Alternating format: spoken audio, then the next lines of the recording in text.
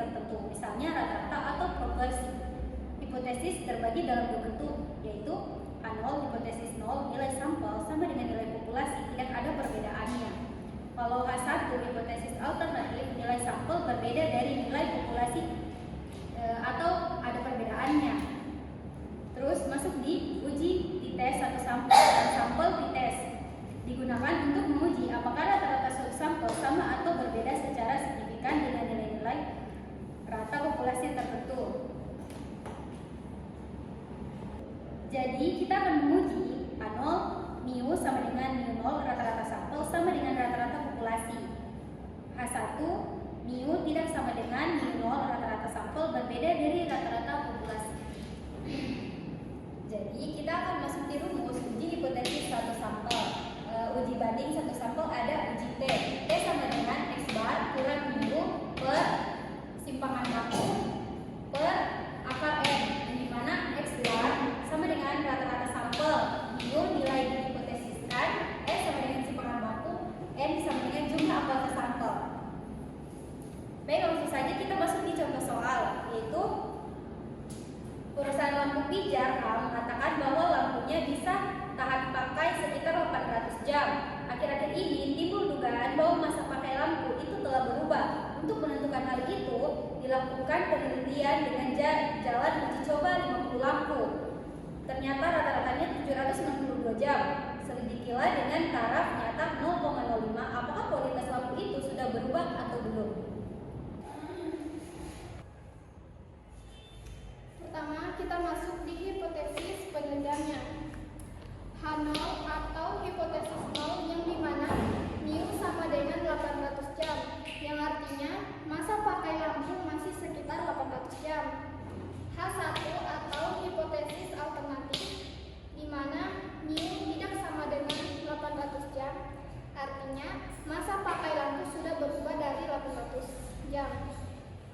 Kita ketahui mu sama dengan 800 jam, X barnya 792 jam, simpangan bakunya 60 jam, taraf nyatanya 0,05. Yang ditanyakan, apakah kualitas lampu itu sudah berubah atau belum?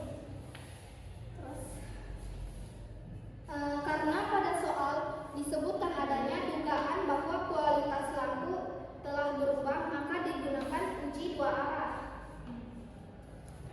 Karena ini uji dua arah dengan tarif nyata sama dengan 0,05, maka kita bagi dua taraf nyata menjadi 0,05 per 2 sama dengan 0,025. Kita masuk di rumusnya, Z sama dengan X bar kurang mu per simpangan baku per akar N sama dengan X barnya 792 kurang mu 800 per simpangan bakunya itu 60 jam per akar 50. Nah, 792 kurang 800 sama dengan min 8. 60 dibagi akar 50 sama dengan 8,485. Di mana hasilnya 0 min 0,9428 atau 0,94. Nilai kritis untuk Z tabel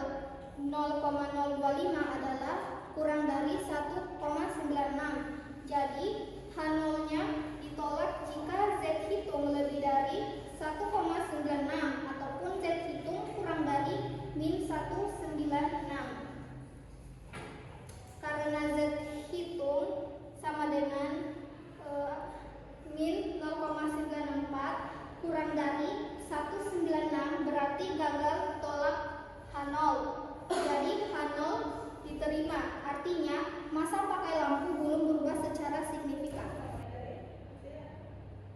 Selanjutnya kita masuk ke contoh soal. Seorang peneliti ingin mengetahui efektivitas pengaruh model pembelajaran kooperatif learning type Jigsaw terhadap prestasi belajar matematika. Dari satu kelas hanya diambil sampel 10 siswa dan dilakukan tes prestasi sebelum dan sesudah diterapkan model pembelajaran kooperatif learning tipe Jigsaw dengan tarif signifikan 0,05. Nah, di sini saya akan menjawab berdasarkan contoh soal tersebut, yang dimana kolom pertama dengan kolom kedua dan ketiga sudah berdasarkan tanggapan soal. Nah, di sini kita akan mencari jawabannya. Di sini ada nilai selisihnya, yang dimana caranya itu nilai siswa sebelum model pembelajaran dan sesudah pembelajaran baru itu caranya itu dikurang 77 dikurangi dengan 76 sehingga menghasilkan nilainya itu jawabannya itu 1. Nah, itu dilakukan sampai caranya seterusnya gitu. Nah, untuk langkah selanjutnya kita masuk pada DI dikurangi dengan debar. Karena debar ini kita belum ketahui, jadi kita menggunakan rumus menghitung debarnya. Debarnya ini sama dengan sigma DI dibagi N.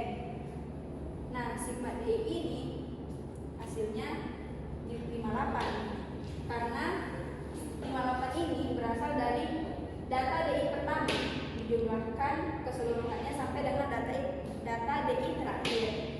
Nah, N ini adalah jumlah sampel berdasarkan jumlah banyaknya siswa. Nah, jadi karena sigma DI-nya sudah diketahui dan jumlah sampelnya juga sudah diketahui, jadi 58 dibagi dengan 10 sama dengan 5,8. Lalu kita kurangi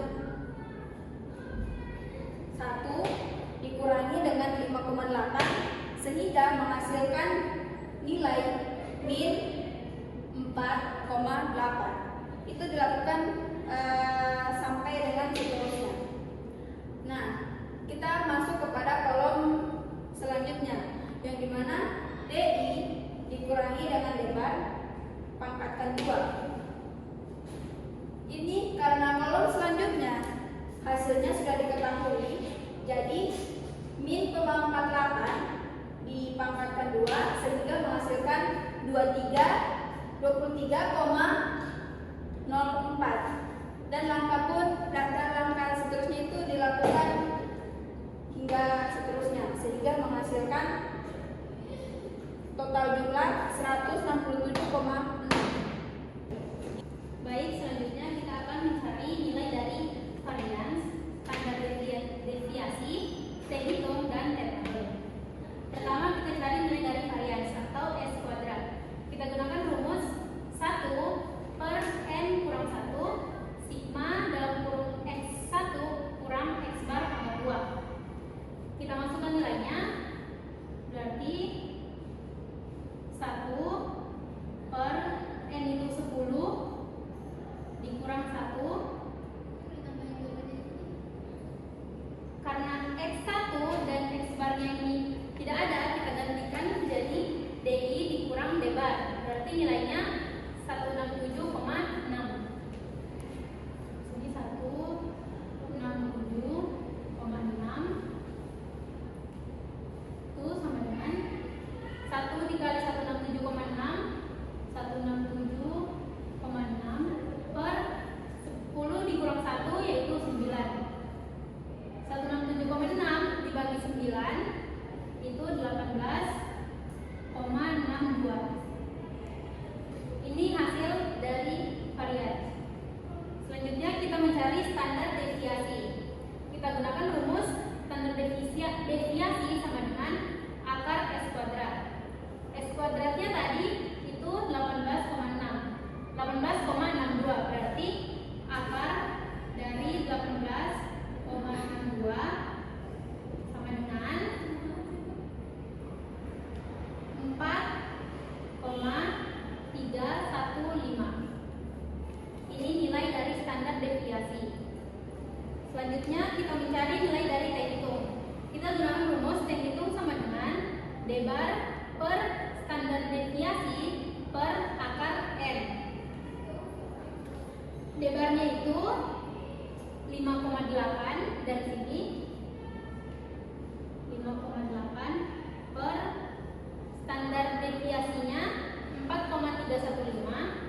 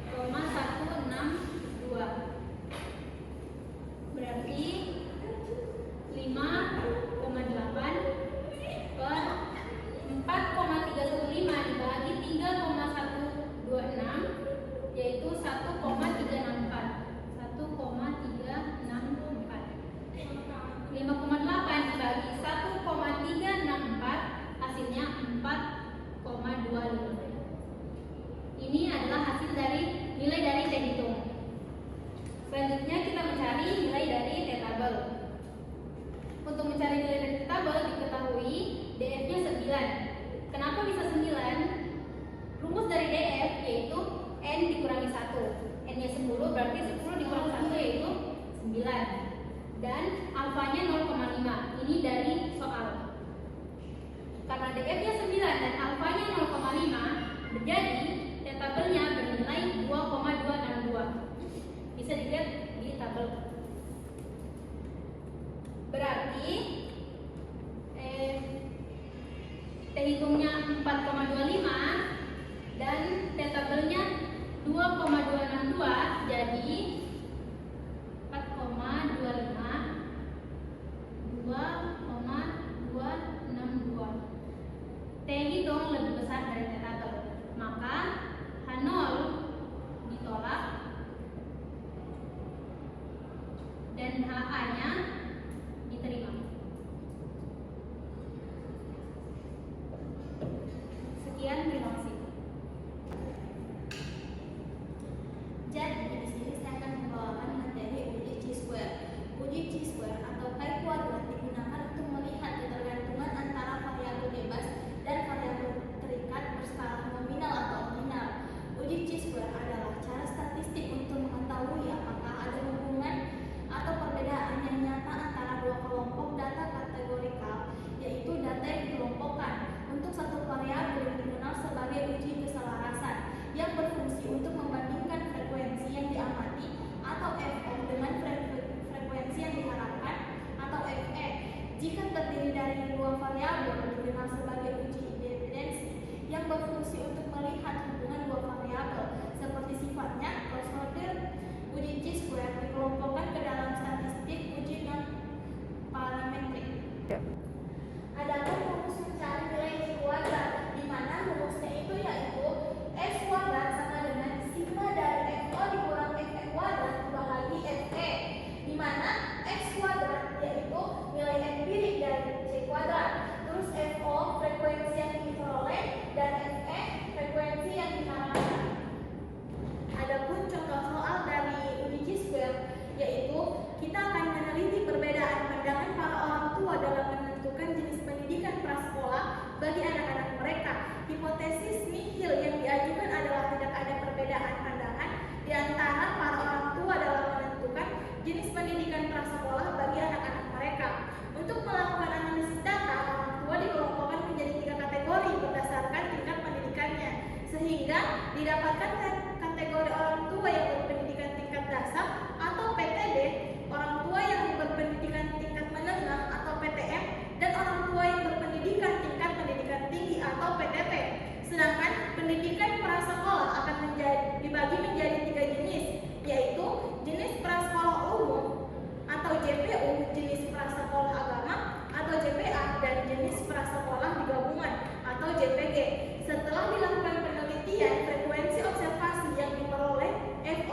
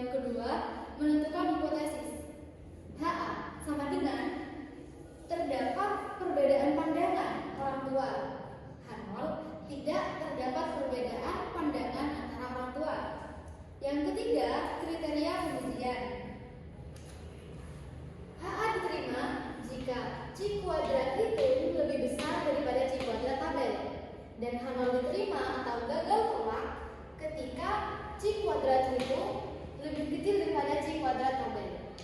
Langkah selanjutnya, langkah keempat, yaitu menganalisis data dengan membuat tabel pembantu manual seperti ini. Karena tadi FO-nya sudah ditentukan dari soal, FE-nya sudah dibantu dicarikan oleh teman kami. Sekarang kita mencari nilai FO kurang FE. Contoh pertama, FO kurang FE 13 dikurang 20,6 sama dengan 7,6. Lalu tabel berikutnya, FO kurang FE pangkat 2 sama dengan ini nilai yang tadi dipangkatkan 2. Jadi min 7,6 dipangkat 2 sama dengan 57,76. Dan kolom terakhir ini tadi dibagi FE lagi.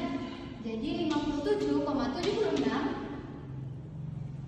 dibagi 20,6 sama dengan 2,804. Begitu seterusnya sampai dapat nilai C kuadrat 14,786. Jadi, langkah terakhir kesimpulan. Diperoleh sama dengan C kuadrat itu sama dengan 14,786 dan C kuadrat tabel sama dengan 9,48. Kelihatan kan? 9,48. Nah, jadi C kuadrat itu kan tadi sudah dijelaskan yang di materi sebelumnya. Jadi saya akan menjelaskan materi yang selanjutnya, C kuadrat tabel. C kuadrat tabel itu dia diperoleh dari DF atau degree of freedom, derajat kebebasan dan taraf nyata, dimana DF-nya baris. Jadi DF-nya itu baris kurang satu dikali kolom kurang 1. Tadi kan sudah dijelaskan sebelumnya. Ini barisnya ada 3, 1, 2, 3, dan kolomnya itu ada 3, 1, 2, 3. Jadi barisnya 3 kurang 1 dikali kolomnya 3 kurang 1 sama dengan 3 kurang 1 2 kali 3 kurang 1 2. Jadi hasil DF-nya itu 4. Oke, sudah paham? Selanjutnya masuk di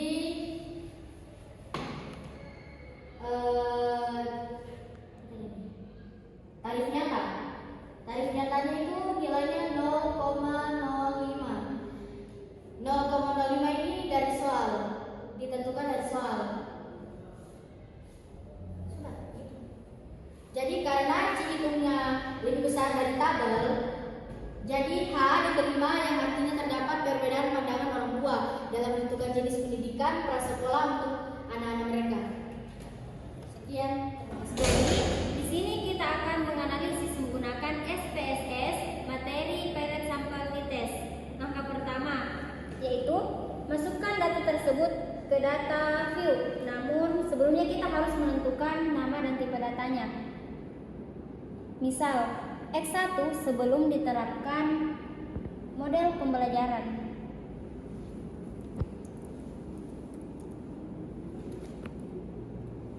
Dan X2 setelah diterapkan model pembelajaran.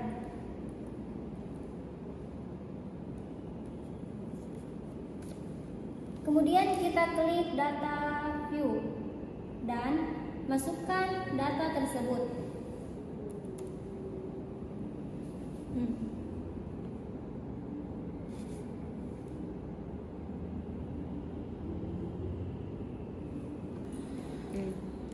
Setelah datanya semua masuk, kemudian klik menu Analyze, lalu Compare Means,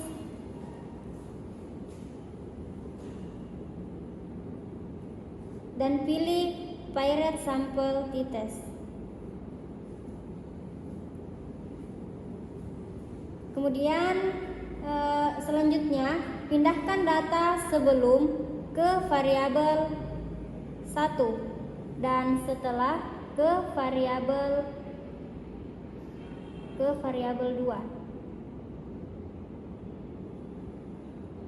Kemudian klik option dan pilih continue. Kemudian klik OK. Lalu hasil analisa tersebut akan muncul.